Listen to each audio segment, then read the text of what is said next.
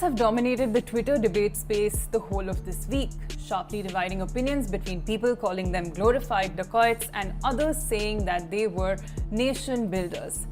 And we won't delve into the Twitter matter and let that settle down on its own, but in this video, let us shift our focus to the often neglected kingdoms of southern India, and among them, a prosperous dynasty that ruled the south at the same time that the Mughals ruled the north.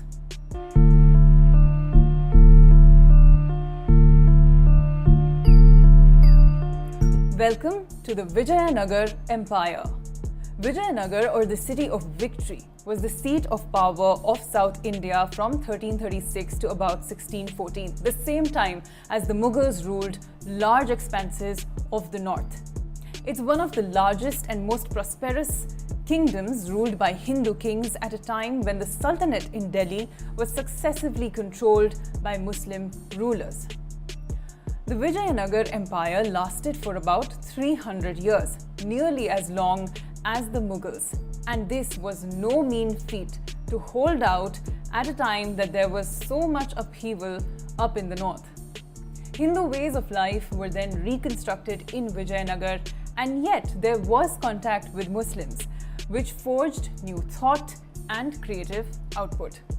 The Portuguese traveller Barbosa observed that despite the fact that the rulers there were devout Hindus, the Vijayanagar kings had a secular approach to policies. The capital of Vijayanagar was Hampi, located on the banks of the mighty Tungabhadra river. Hampi today is a UNESCO World Heritage Site with its magnificent ruins of temples and palaces. Vijayanagar and its first dynasty were founded in 1336 by 5 sons of Sangama, of whom Harihara and Bukka became the city's first kings. It was founded at a time when the Deccan saw an uprising against the rule of the Tughlaq, the Delhi Sultanate. Although the Sultanate was then on a decline, the chief adversaries of the Vijayanagar Empire then became the Bahmani Sultanate that consolidated the Deccan South region.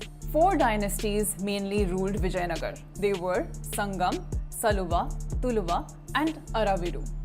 Devaraya II was the most powerful king of the Sangam dynasty. The Portuguese traveller Fernão Nunes had observed that the kings of Sri Lanka, Pegu, and Malaya paid tribute to Devaraya II. One of the most outstanding Tuluva kings was Krishnadevaraya, who ruled between 1509 to 1529. Babur apparently also mentions in his Baburnama that Krishnadevaraya was considered the most powerful king of contemporary India, that is, during Babur's time. The prosperity of Vijayanagar was at its peak during the rule of Krishnadevaraya.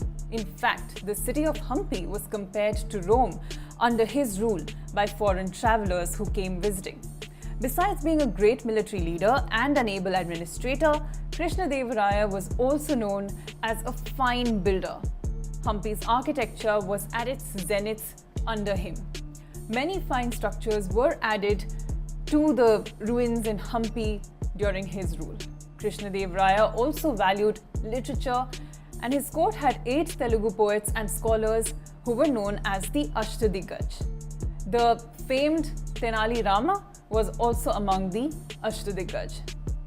Besides the political influence of Vijayanagar, it was a great city also because of its magnificent architecture.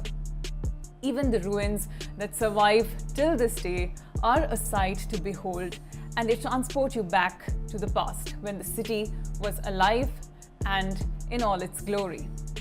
So that was a short bit about the mighty empire of Vijayanagar. We hope you liked this video, and if you did, don't forget to like and share this video with your friends.